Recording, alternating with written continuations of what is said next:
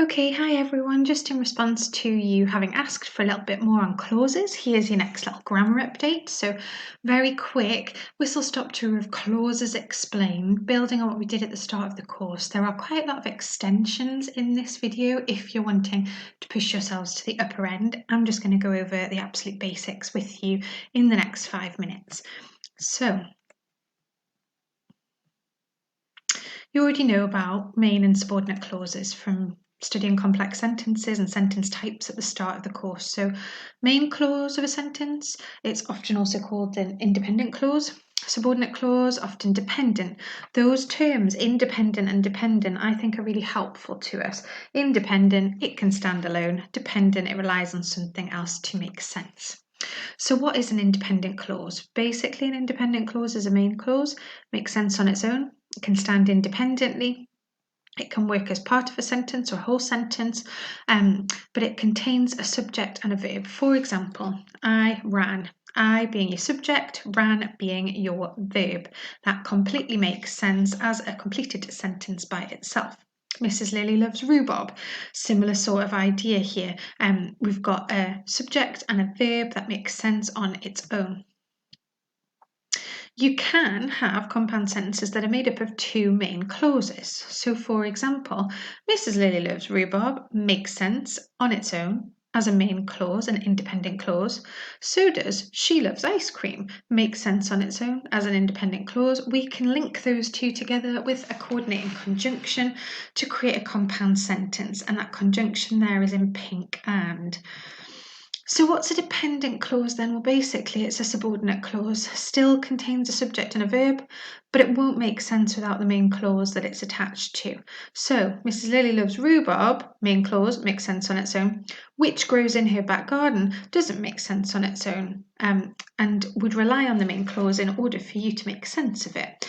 Often it's marked with a comma, and that's how you would be able to potentially pick out a subordinate clause.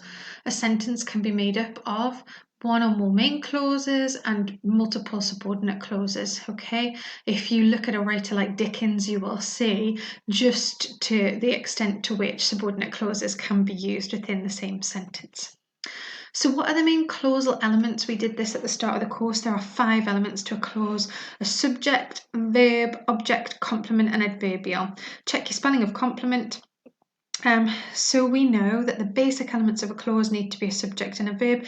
These other elements might be present. We already know about subjects and verbs, okay? In those couple of sentences I've included there, you can identify the subject and the verb. You can identify which of the 2 words is a verb and which is a subject. So we are partially there. Partially there already.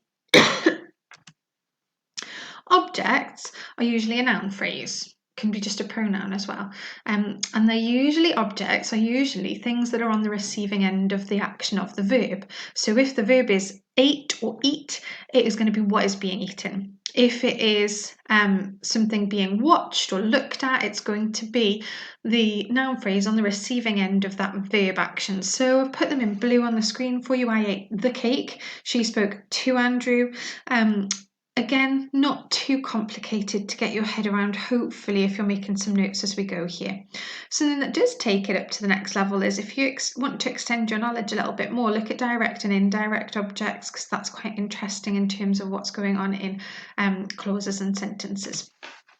Complements, they're usually a noun or a pronoun, and they usually add a little bit of complementary information. So, subject complement adds information about the subject. You are an A-level language student. That additional element, that complement, an A-level language student adds a little bit more information about the subject of the sentence. You, it's something that you are. You are a skilled writer. You are a wonderful student. All of those things work as complements. I am a skilled saxophonist. Okay, so usually a little bit more information about the subject. If you want to extend your knowledge here on complements, look up subject and object complements. I've only looked at subject complements for you here. It might be worth having a look at object complements as well, potentially, if you wanted to stretch that bit further. Final clausal element are adverbials. They are used to express the same things that adverbs do. So if you remember, we've studied adverbs of frequency, manner, degree, all of those things. Now you've got adverbials in clauses. They usually add information about what's being performed and how, okay? I think I've not finished my sentence properly at the second bullet point, but I ate earlier. That adverbial is expressing time. She spoke often. It's expressing frequency. So again, you've got adverbials, and a clause can be made up of a subject, verb, object, adverbial, and complement. And it is absolutely worth you just making sure that you're happy with these 5 terms and how you might apply them. If you are finding this quite a challenge, that's absolutely fine. It's one of those areas of grammar that takes a little bit of learning. If you are thinking, well, I've got a lot of this, I think I've got my head around it, just a little extension to have a look at. I've included a link here to some work on relative clauses on David Crystal's blog, which is always worth a look if there is an element of grammar that you need a little bit more information on. If you need any more help at all with this, pop me an email, but hopefully that whistle-stop tour has taken you through clauses and clause elements at the most basic level, and hopefully you've got some good notes out of it. Thanks, everyone.